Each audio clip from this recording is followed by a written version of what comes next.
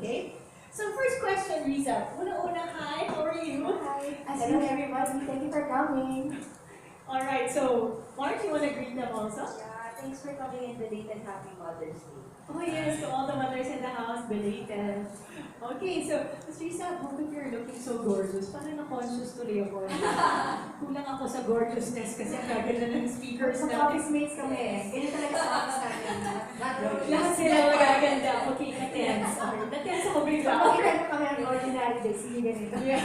Tingnan sa itsura namin. Ngayon mga kami tao. Pag-press ko, transformation. Alright, pero si Miss Risa, di ba? I'm sure nakikita na siya sa commercials. So let's start off with Risa. First question. Parang Miss Universe. Okay, Miss Risa, I know that you have been writing a lot of books that cater to single people, particularly single women.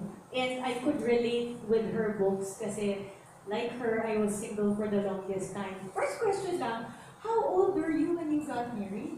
I got married at the Jurassic age of 38. Jurassic House, kasi ako 39.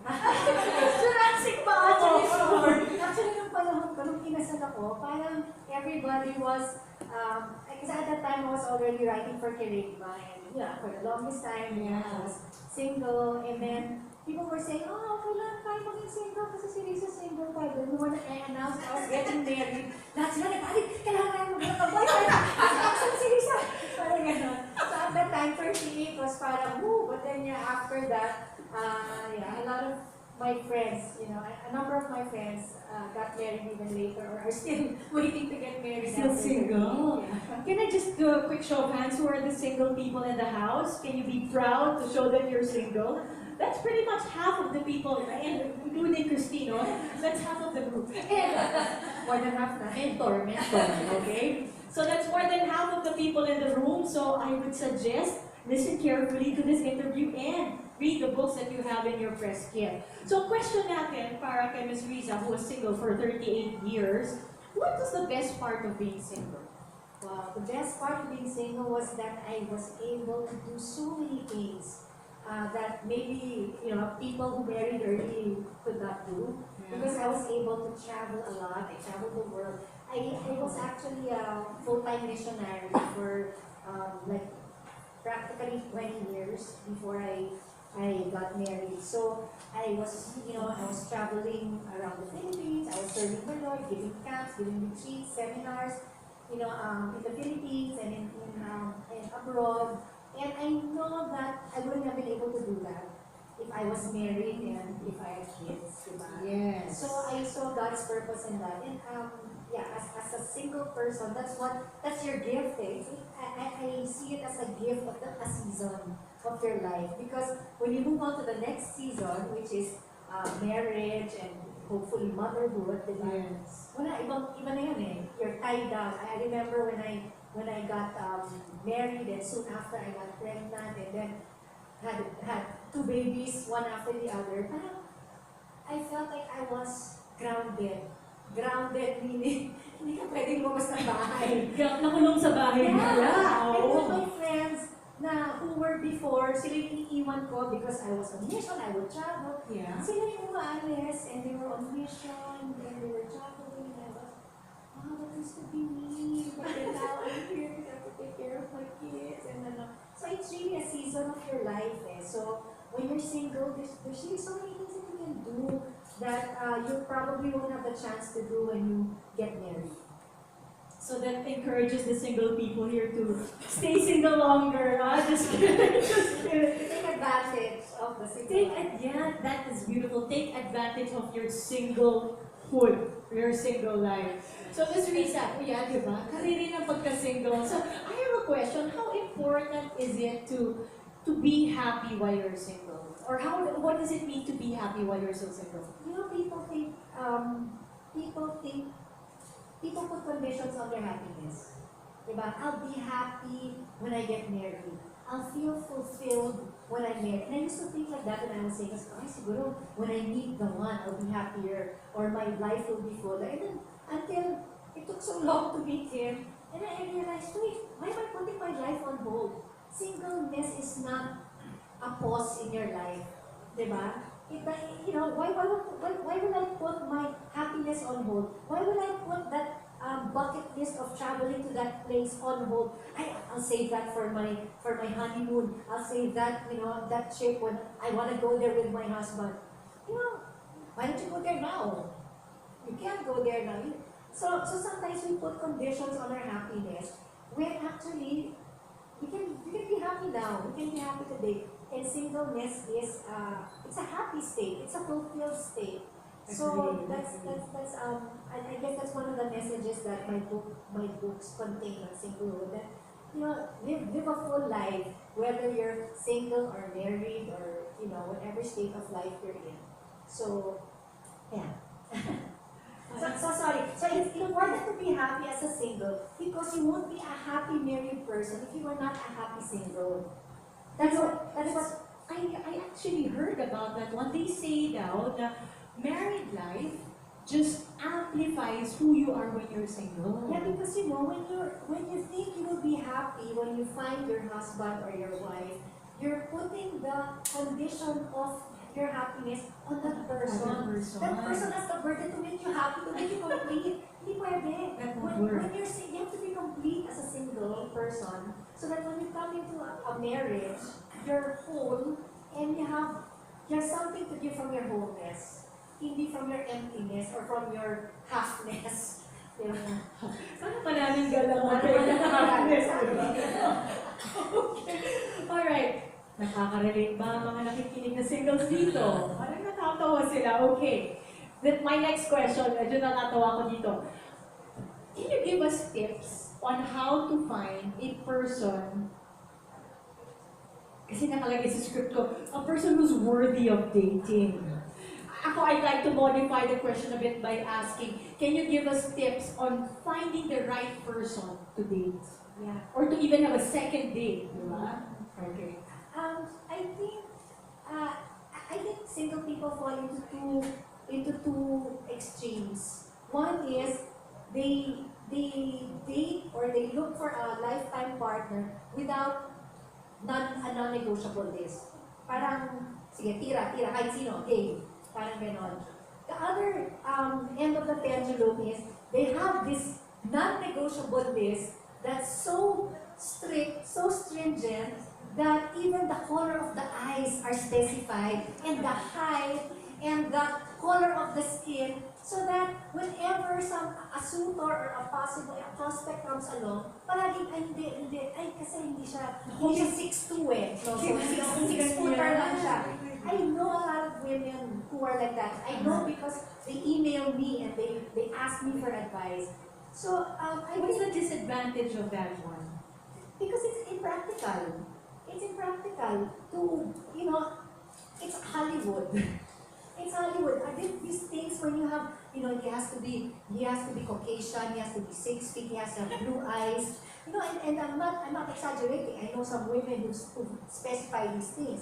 He has to be, a multi-millionaire, he has to be driving a certain kind of car. It's impractical because that's not James Bond. That is only in Sinong James Bond? diba? Sinong James Bond? Alin sa kanila? It's a Hollywood fiction. So you have to find the middle ground between, you have to understand what non-negotiable means. Non-negotiable means, hindi mo pwede talaga bawasan yung listahan. Yung blue eyes, hindi mo tanggalin sa list yun. Diba? Kasi hindi mo May contacts naman. oh, diba? I mean, those are things. So I think when you talk about non-negotiables, when you're a single person and you're looking to date, I think non-negotiables should be qualities of a person. Diba? And when you talk about a suitable lifetime partner, I think there are basic qualities that a man or a woman should have. Dapat responsible, dapat emotionally stable, diba? Hindi addict, that can hold a decent job, diba? Especially if you're a woman looking for a male partner, syempre, kailangan niya to be able to provide for the family.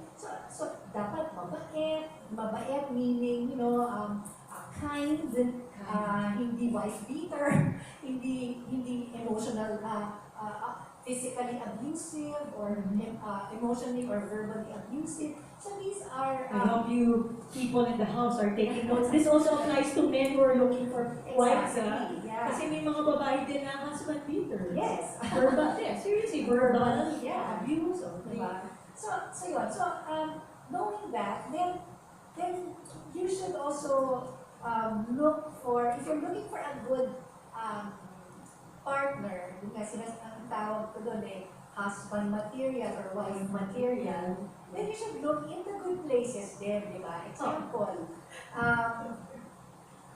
like a friend of mine, she's in her late 30s, and after she's exhausted all her her contacts, na-date na niya lahat mga pinsan ng kapitbahay, ng kapatid niya, ng whatever niya.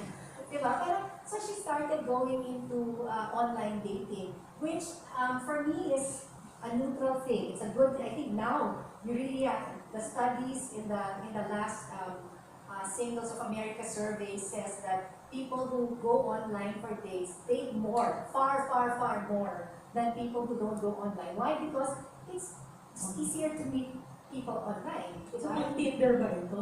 Yeah, so this friend of mine, she joined Tinder, and then after a while, she said, oh, I don't think this is for me, maybe it's for a younger set.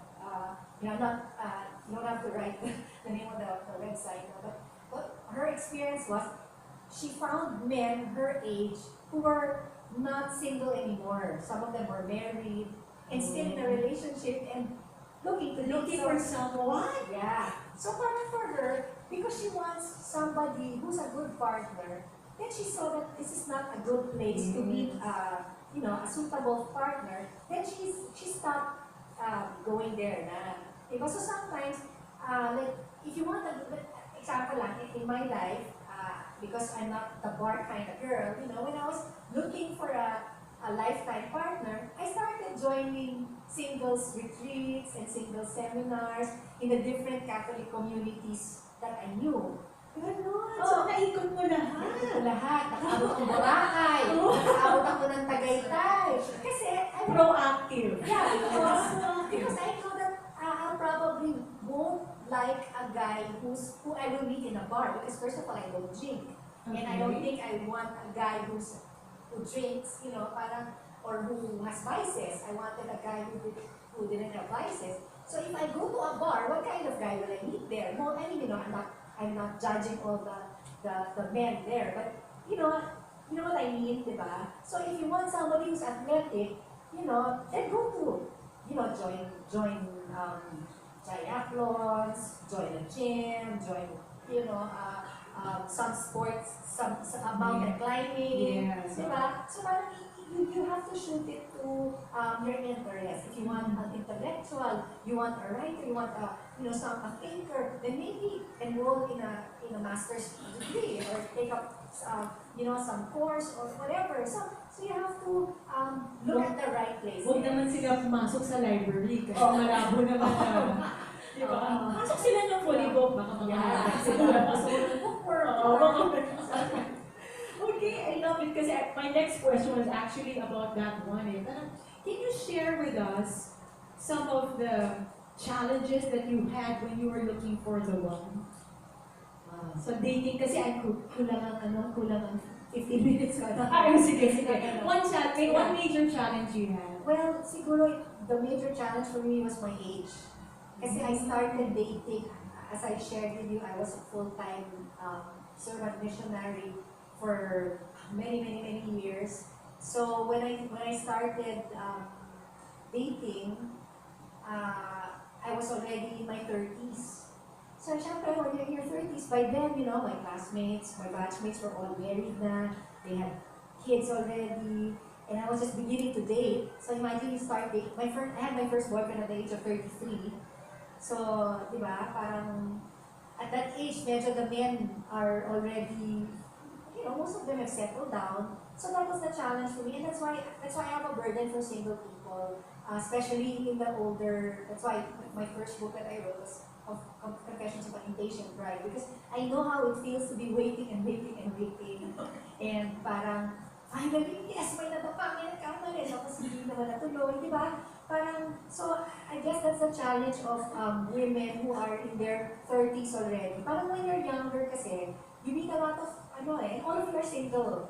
And that's statistically, even statistically, that's, you will meet the most number of possible mates when you're in college.